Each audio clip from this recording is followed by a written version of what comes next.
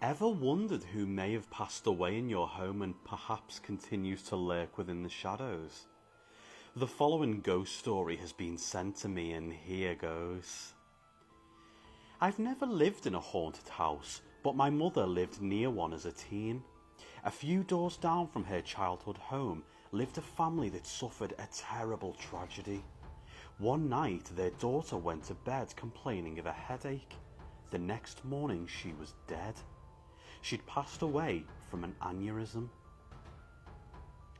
After the funeral, her parents went away to take their minds off the grief and asked my mother to call in and feed their cat.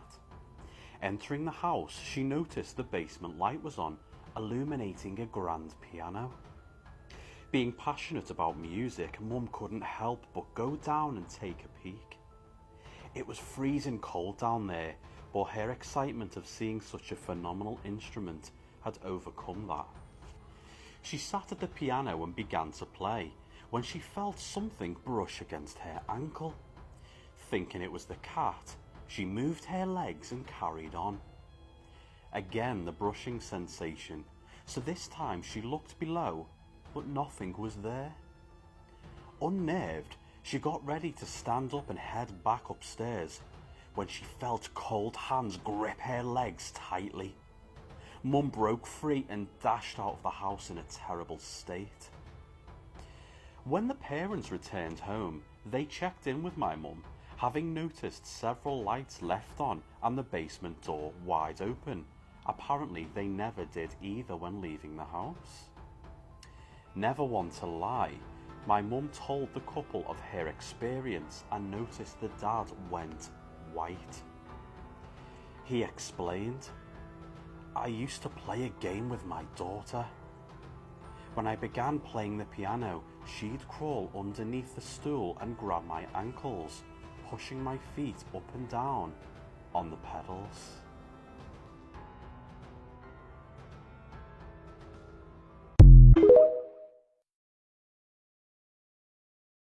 Welcome to one of the most haunted houses in northwest England, Meals Hall.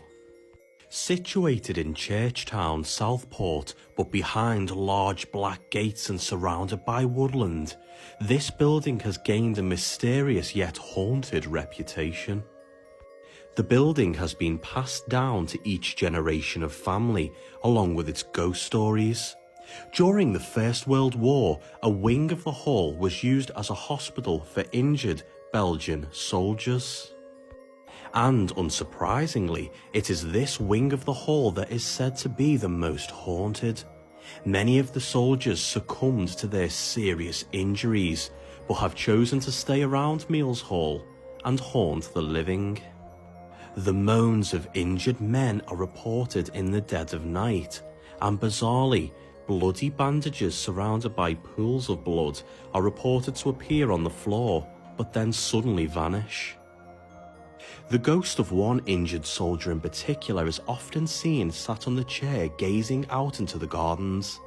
He then stands up and walks straight through the glass. This was one of the rooms I found the most interesting. There were drawers filled with all kinds of trinkets, including this hair from the 1800s. Hidden within another set of drawers, I found some Victorian children's shoes. They had little tags attached to say the girl who owned them sadly passed away. So that links me to our next ghost. The spirit of a brown-haired little girl wearing a green dress is sometimes seen in this room going back and forth on her rocking horse. Most bizarrely though, there is no rocking horse present in this house, almost as though she has brought it from the past with her when she appears. Allegedly, she is known to play knock and run on the bedroom doors of the family during the night. They don't bother to open the doors anymore because they know exactly who it is. I'm not sure I'd be sleeping so well knowing a little ghost girl is running around my corridors, but that's just me. Now let's end with the most infamous ghost of Meals Hall, White Nancy. The origins of this melancholic phantom are not known, but she is believed to date back to when the hall was used as a hospital and died in the early 1900s. Her ghost is known to haunt the grounds of the hall, particularly the driveway upon entrance and the secret walled gardens. Interestingly, she is very rarely seen as a complete apparition. Most claim to be able to see the trees right through her. Others claim that White Nancy has a bluish haze around her and her features are too blurred to make out who exactly she is. With all these ghosts roaming round, I must return after dark. Will you be paying Meals Hall a visit?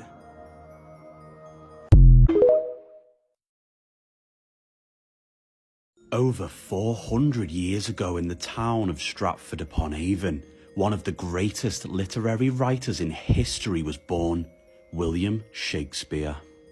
His fascinating yet supposedly haunted childhood home still stands to this day, and I'm about to take you inside. Let's explore history together. A live production of Macbeth unfolds in the courtyard before you enter the house to get you in that Shakespearean mood. William was born to John and Mary Shakespeare in the year 1564. Infant mortality was at a high in the 16th century, and locally only 1 in 3 children survived into adulthood. His parents had sadly already lost 2 young girls, and it is their presence that is sometimes felt within the home. Most bizarre of all are the alleged ghostly time slips that are said to happen in the house every now and then, taking you back to the year 1574, in which the house is now modelled after. This is a period in which the house was filled with the Shakespeare children: William aged 10, Gilbert 8, Joan 5, Anne 3, and baby Richard. Surprisingly, the children had made it past the bubonic plague that killed many of the residents of Stratford. In fact, it is a spirit connected to this deathly sickness that is said to haunt the gardens outside. It is known to walk about with a brown cloak over it, hiding in the shadows. We do not know whether it's male or female, but just some kind of supernatural entity. Despite public interest, the house fell into decay during the first 4 decades of the 19th century, and it was put up for sale, eventually being rescued by none other than Charles Dickens, who raised the £3,000 necessary to buy the house for the nation in 1847.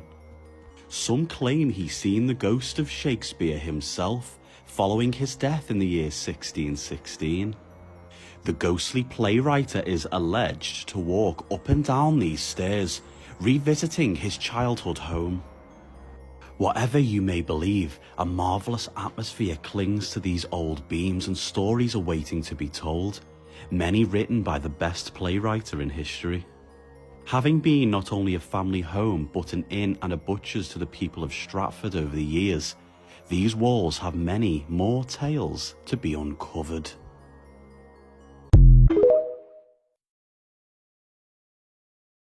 Let me take you deep into the English countryside on a beautiful summer's day for a chilling ghost story.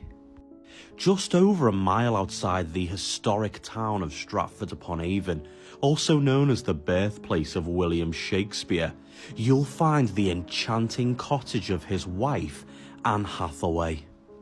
Originally a farmhouse comprised of just 1 room, but as the Hathaway family became more affluent, the house was built upon and became eventually what you see today. Now, this time capsule really feels like a step back into history, but I'm here to uncover its ghostly legends. When Anne reached the age of 26, she was besotted with 18-year-old William Shakespeare. But before this and long after, her family resided in this beautiful home, and it seems as though some haven't left even in death. The ghost of a female in a beige-coloured dress is known to wander the upstairs landing, and particularly one of the original bedrooms. She is quite often seen in the windows flittering past, Despite the fact the building has been locked up and the workers are certain nobody is in there. Well, living at least. Ooh, I wonder who she is. Well, next we have the haunted chair, as you see here. One of the original features of the house and carved with the initials of William Shakespeare himself. It is said no matter where in the house the chair is placed, it will always return to its original position on its own. In fact, some claim as they have moved the chair and turned their backs to walk away, they hear it screeching across the floor and moving towards them. Most of the original furniture within this home is true to the original period, so it's no surprise there may be spirits attached. But the most common type of paranormal activity reported here at Anne Hathaway's cottage is the ghostly humming of a woman. Some visitors have reported having an old worldly type song hummed down their ear that closely they can actually feel the woman's breath. When they spin round, there's nobody there. Something truly strange is going on at the cottage of Anne Hathaway. So, if you get a little bit too scared, you can go and explore her magnificent country gardens and apple orchard. Oh, but that's meant to be haunted too. The playful spirit of a little boy aged around 8 is often spotted sitting in one of the apple trees dangling his legs, giggling away, before he vanishes into the breeze.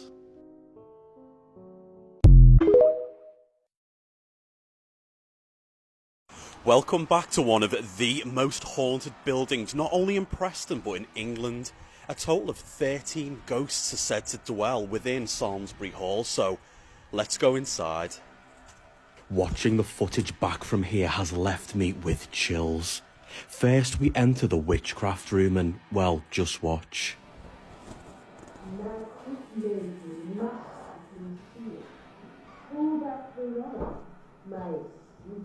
Dark. And it's about to get a lot darker. This is the witchcraft room in Malmesbury Hall. It's one of the eeriest spots where Dorothea is allegedly seen. So, I guess we'll try and make contact somehow.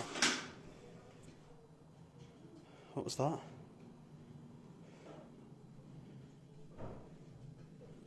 Did you hear that? So at first I didn't know the lamp had moved. I just heard it scraping along the floor. Watch. Seeing. So, I guess we'll try and make contact somehow. My secret revealed. Pull back the rug, the secret's revealed. Oh, I'm scared now.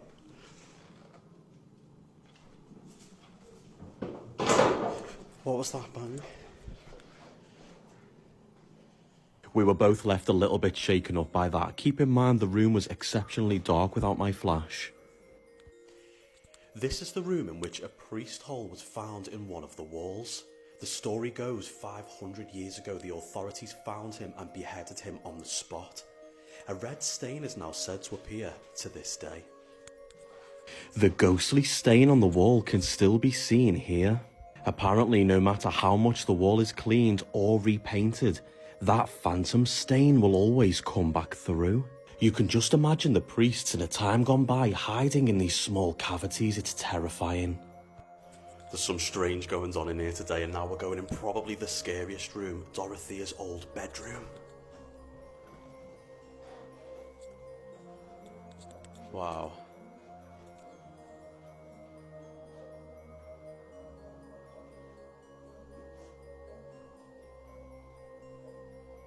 Well, this is where the woman herself lived, the lady in white of Malmesbury Hall. She didn't pass away here, she passed away at a convent in France, but due to the tragedies that happened here with her partner, it is believed she returned. And there she is. So, Dorothea was from a Catholic family and fell in love with a young man from a Protestant family. The two decided to elope in secret, however, were overheard by Dorothea's brother, who set out with a couple of friends and murdered her new lover along with his 2 companions. The crime was hidden up and the bodies were buried in Malmesbury Hall. Later, their skeletons were found and it is believed they are responsible for much of the paranormal activity here, along with Dorothea herself. Such tragedies are often linked with hauntings. Could it be their restless spirits still have a message to be said?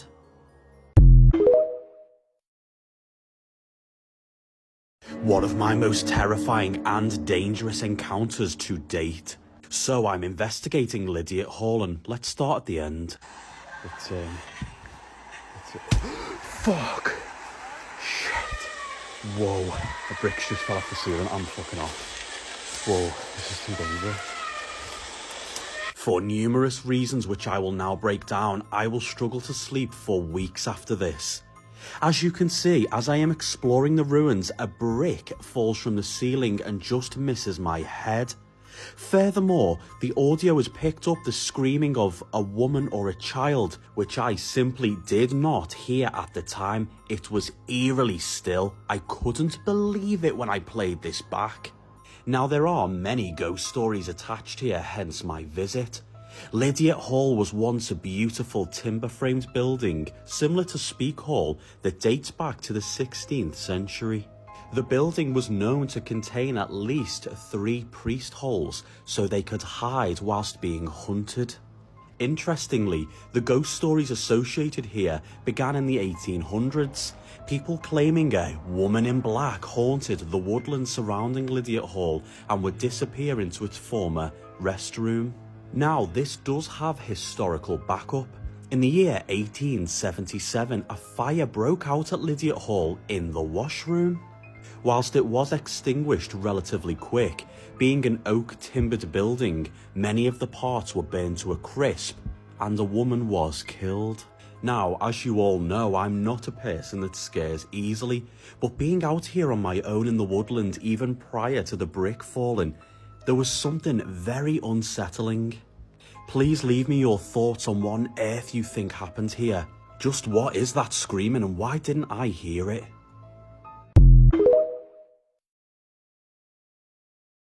These are the 500-year-old remains of Lydiate Abbey. Set within the woodland, an old graveyard surrounds the once private chapel. During medieval times, it was preached by the church that you must lead a good Christian life, and your body will then be buried upon holy ground, this meaning your soul could enter heaven.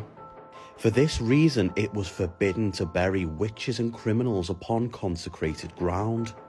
To prevent these unholy bodies coming back from the ground, given they were not permitted to enter heaven, they would sometimes be decapitated or their hearts removed. Well, according to legend, one of the graves here was accidentally placed outside of the consecrated ground in the surrounding woodland. And it's for this reason the old abbey is now said to be very haunted by something sinister.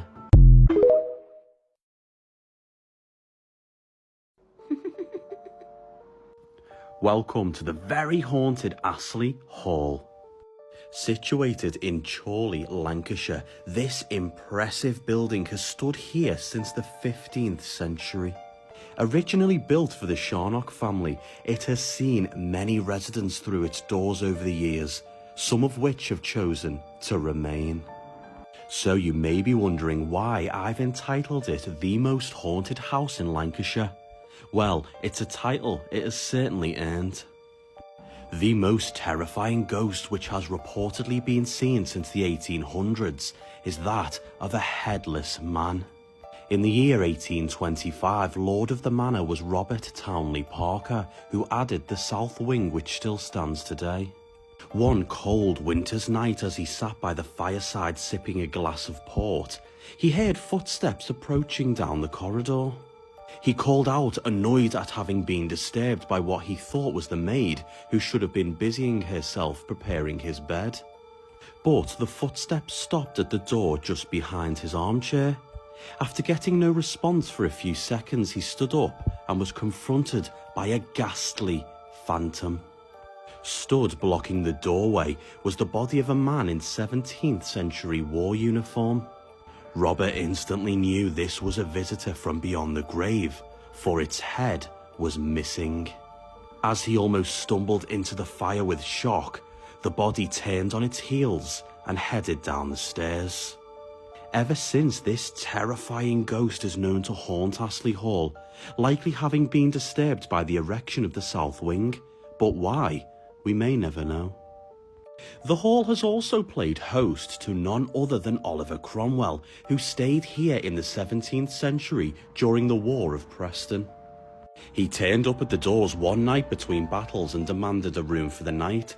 Naturally, having an army of men armed with weapons with him, he was permitted entry and given a room. However, legend says he rushed off to battle that quickly the next day. He left his boots behind. You can see them here, encased in glass. What a cool story, and I was even more fascinated to hear phantom footsteps are often reported in this bedroom. Well, the last ghost I want to tell you about is that of a little girl who is said to have drowned in the moat which surrounds Astley Hall.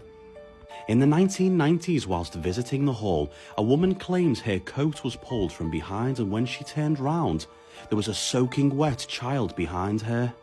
The little girl opened her mouth as if to speak, but water poured out. With that, an icy breeze swept over her and the child vanished. So if you're brave enough, go and visit Astley Hall, just don't lose your head.